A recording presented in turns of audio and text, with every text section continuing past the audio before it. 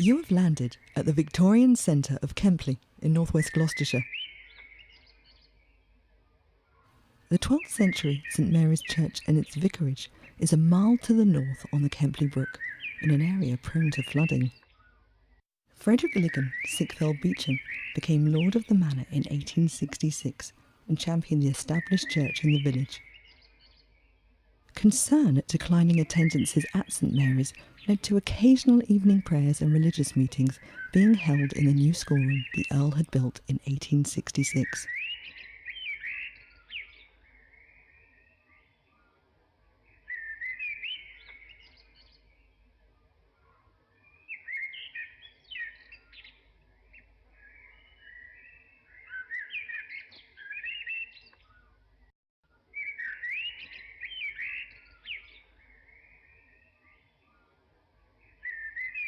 Possibly the greatest factor in declining attendances was the high level of attendance at the nonconformist chapels of Kempley Green and Fishpool. In 1872, the Reverend Drummond, a staunch high churchman, was appointed vicar, and within 2 years the Earl built a temporary church on higher ground, nearer the village centre, now the village hall. Along with a new vicarage in the grove behind the old blacksmith shop located at this junction through the 1800s. To encourage greater attendance, the 6th Earl decided to build a chapel of ease at Kempley in the field known as Olliness, opposite the site of the new rectory, but he died in 1891 before the church was started. His successor, William Lygon, 7th Earl Beauchamp, laid the foundations for the new church in 1902, but lost interest and passed construction to a project manager to utilise the local labour and resources at his command.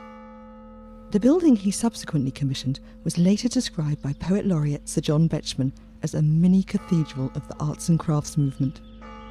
The church and Lichgate are today listed Grade 2 star monuments and since 1975 have served as the parish church.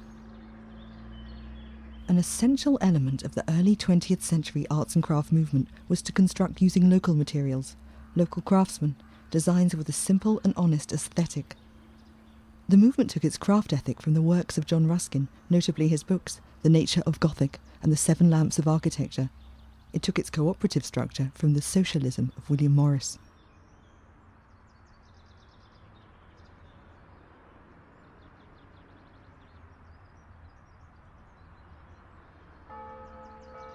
Pause a moment to admire the Lichgate, constructed from Forest of Dean red sandstone, quarried at Blakeney near Lydney. Notice the 2 gates with their blacksmith furniture, separated by a stone block to ease the passage of coffins. The arch construction bears witness to the talent of the local builders. The wedge-shaped stones, known as voussoirs, transfer the load to the piers on either side.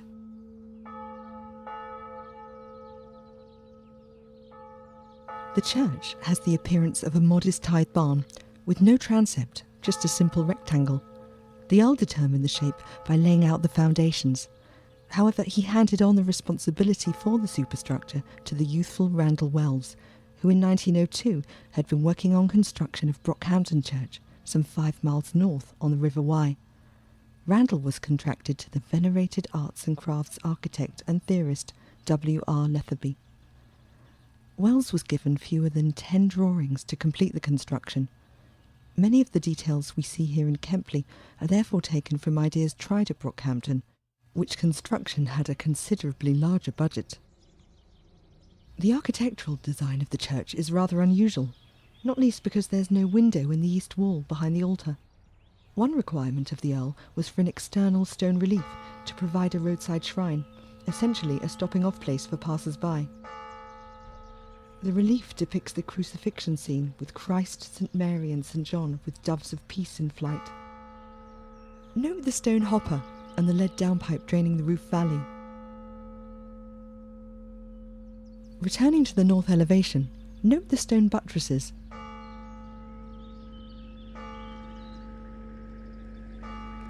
The entrance porch with its tower and saddleback roof.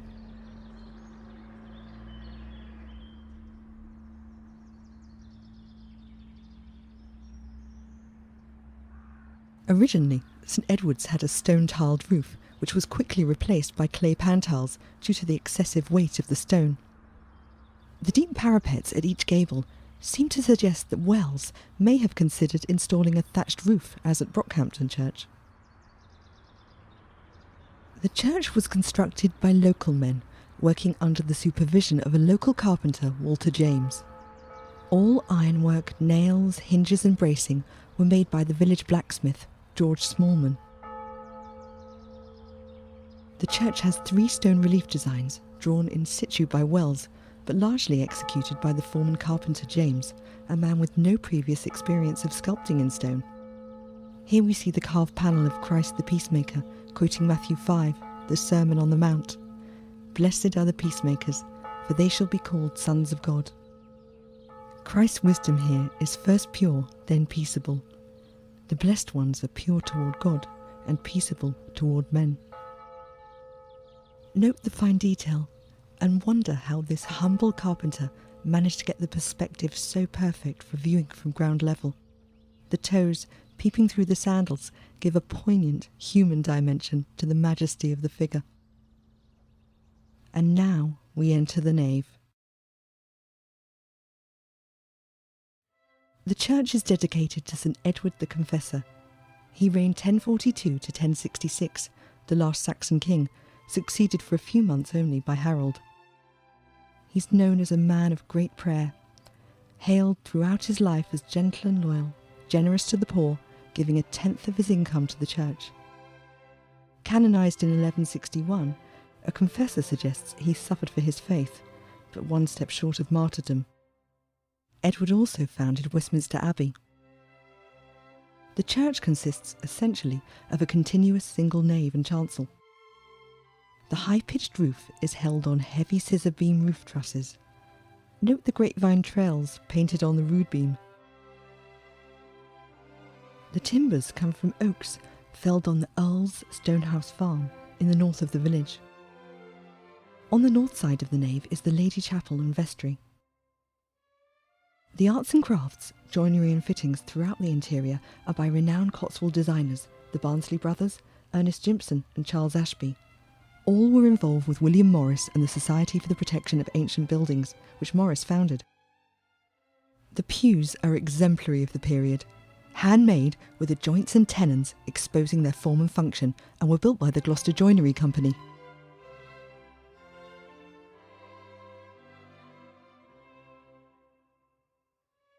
The Lady Chapel, perhaps, is the area where Wells spends some limited budget on decorative arts.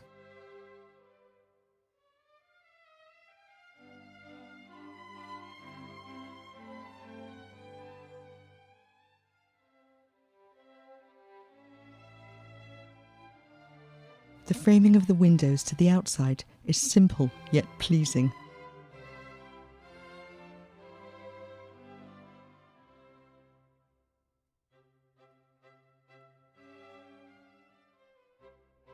The view through to the altar and south window is equally delightful.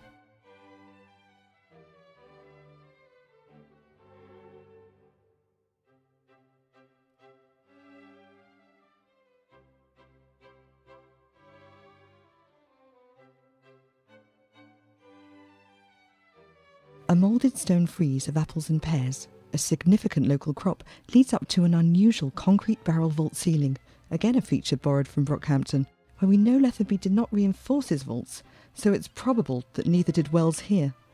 The stone buttresses we saw outside are perhaps merely decorative.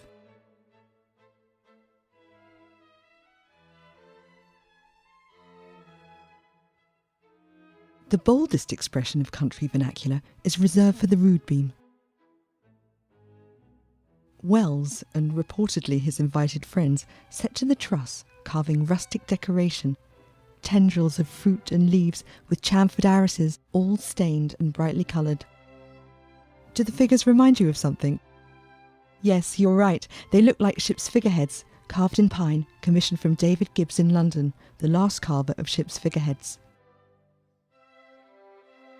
They show Christ depicted triumphant rather than anguished, with St Mary and St John at his side, and represent an interesting historical footnote at the start of the 20th century. Wells and his friends' work even today is not to everyone's taste. The Bishop of Gloucester insisted on the removal of the figures before he would dedicate the church.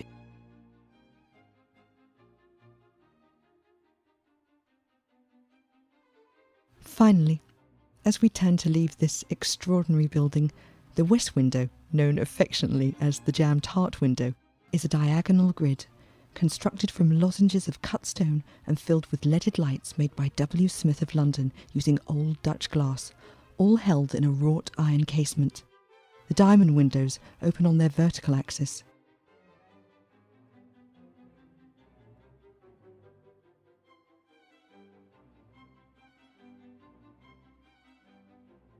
Here, back at the entrance, is a sublime carved font of Forest of Dean sandstone, possibly rehoused from the temporary church building, now the village hall we saw at the beginning of the tour.